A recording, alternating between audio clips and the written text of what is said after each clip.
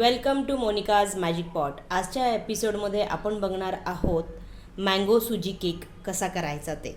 त्यासाठी सगळ्यात आधी आपण काय करायचं आहे, इथे मी 1.5 वाटी बारीक रवा घेतलेला आहे, त्यानंतर 1 वाटी मँगो पल्प घेतलेला आहे, अर्धी वाटी साखर घेतलेली आहे, पाव वाटी मी इथे मिल्क पावडर घेतलेली आहे। आपण सगळ्यात आधी एका मिक्सरच्या भांड्यामध्ये हा जो रवा आहे, हा मी बारीक रवा घेतलेला आहे, तो आपण मिक्सरच्या भांड्यामध्ये टाकायचा आहे।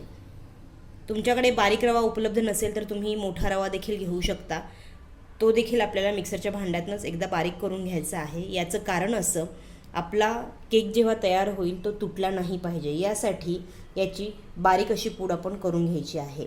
आणि रवा आपला व्यवस्थित बारीक व्हावा यासाठी त्याच्यामध्येच आपण अर्धी वाटी साखर टाकणार आहोत। आणि आता हे छान असं फिरवून घेऊयात। एका मिक्सिंग बाउलमध्ये आपण अर्धा कप दही घ्यायचं आहे आणि ते चांगलं फेटून घ्यायचं आहे।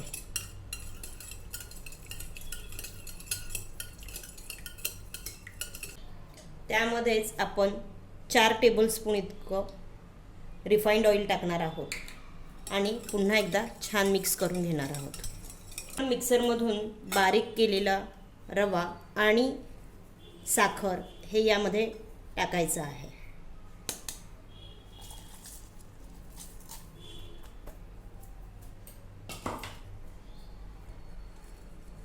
छान असं एकत्र करून घ्यायचं आहे।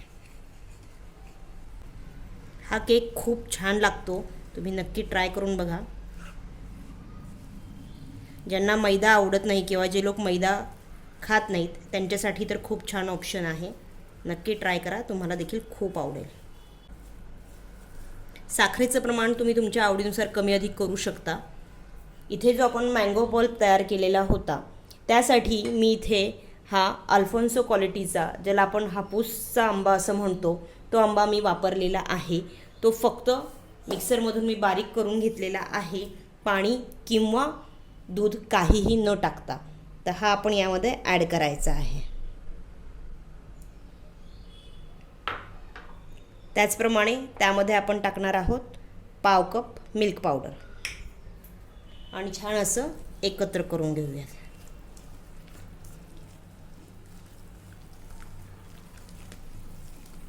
कलर बघा किती सुरेख आलाय, खूप मस्त टेस्टी हा केक तयार होतो। तुम्हाला नक्की ही रेसिपी खूप आवडेल। यापूर्वीही मी केकच्या बऱ्याच रेसिपीज ॲड केलेल्या आहेत माझ्या यूट्यूब चॅनलवरती। मोनिकाज बेकपॉट असं माझ्या त्या प्लेलिस्टचं नाव आहे, तुम्ही नक्की पहा, तुम्हाला केकच्या इतरही रेसिपीज खूप आवडतील। आपण ज्या कपमध्ये पल्प काढला होता त्यातच आपण अर्धा कप इतकं दूध घेणार आहोत आणि हे दूध जे आहे ते आपण ॲड करणार आहोत यामध्ये। छान असं मिक्स करून घेऊयात। कलर बघा खूप सुरेख दिसतोय ह्याचा आणि बेक झाल्यानंतर तर तो अधिकच सुरेख वाटतो। माझ्या चॅनलवरती पहिल्यांदाच रेसिपी पाहत असाल तर इतरही रेसिपीज नक्की पहा, तुम्हाला त्या आवडतील। आणि रेसिपी आवडली तर लाईक, शेअर आणि सबस्क्राईब करायला विसरू नका। आता हा जो रवा आहे तो आपण या सगळ्या जिन्नसमध्ये चांगला एकत्र होईल यासाठी काय करूयात, एक 10 मिनिटांसाठी झाकून ठेवूयात।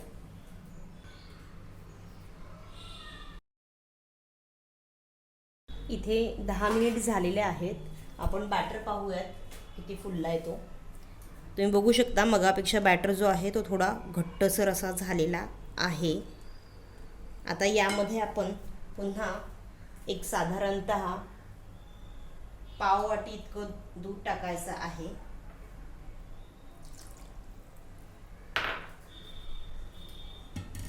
आणि छान असं एकत्र करून घ्यायचं आहे.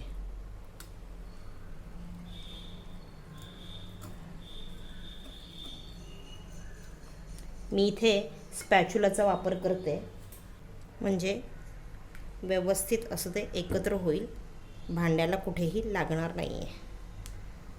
हे बघा छान असं एकत्र करून झालं आहे आपलं हे. आता आपण आपला टीन जो आहे तो देखील तयार करून घेऊया.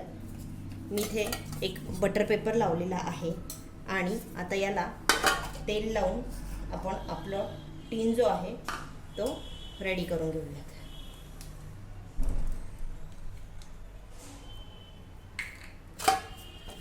अशा पद्धतीने आपण छान आपलं टीन जे आहे ते ग्रीसिंग करून रेडी करून घेऊयात आणि बाजूला ठेवूयात. आता यामध्ये आपण टाकणार आहोत 1 टीस्पून इतका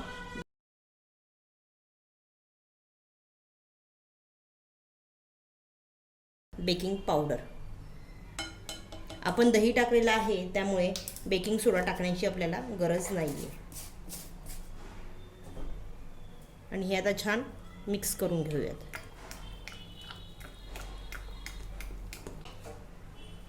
आपण जो टीन तयार करून घेतलेला आहे त्यामध्ये हे आता ओतायचं आहे.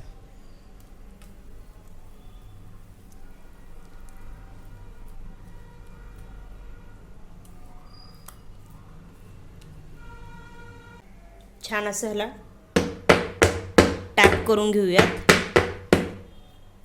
आणि याच्यावरती आता आपण इथे मी काही टुटी फ्रुटी घेतलेली आहे, गव्हाच्या पिठामध्ये थोडीशी घोळवली आहे जेणेकरून ती खाली बसू नये यासाठी बॅटरमध्ये टाकल्यानंतर. आता मी ह्याला छान असं डेकोरेट करून घेते. तुम्ही तुमच्या आवडीच्या ड्रायफ्रुट्सने नक्की डेकोरेट करू शकता.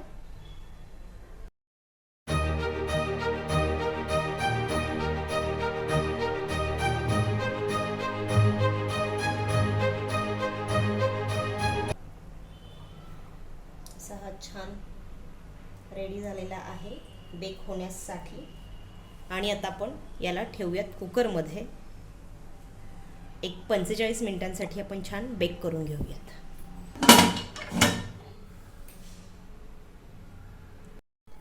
45 मिनिटं छान बेक झाला आहे केक. त्यानंतर एक 10 ते 15 मिनिटं मी थंड देखील करून घेतलेला आहे. आता आपण तो डिमोल्ड करून घेऊयात. तुम्ही इथे बघू शकता केक परफेक्ट झाला आहे. याचं साईन म्हणजे याने कडा सोडलेल्या आहेत भांड्याच्या. याचा अर्थ आपला केक जो आहे तो परफेक्ट असा बेक झालेला आहे. आता आपण तो डिमोल्ड करून घेऊयात.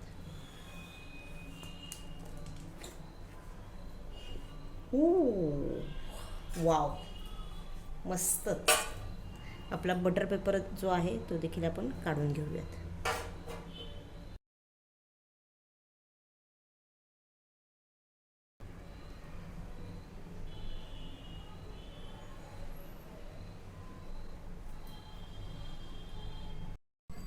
खूपच यम्मी असा आपला केक रेडी झालेला आहे.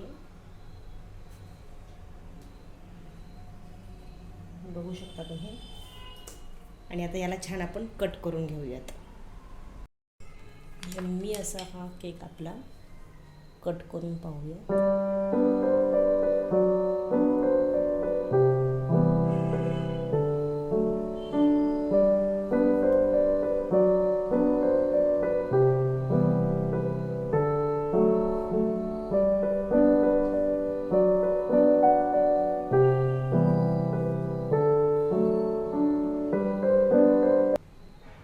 वा, सुरेख, खूपच मस्त यम्मी असं झालेलं आहे.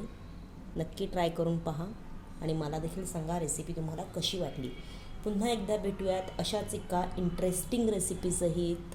Till then, bye bye and enjoy.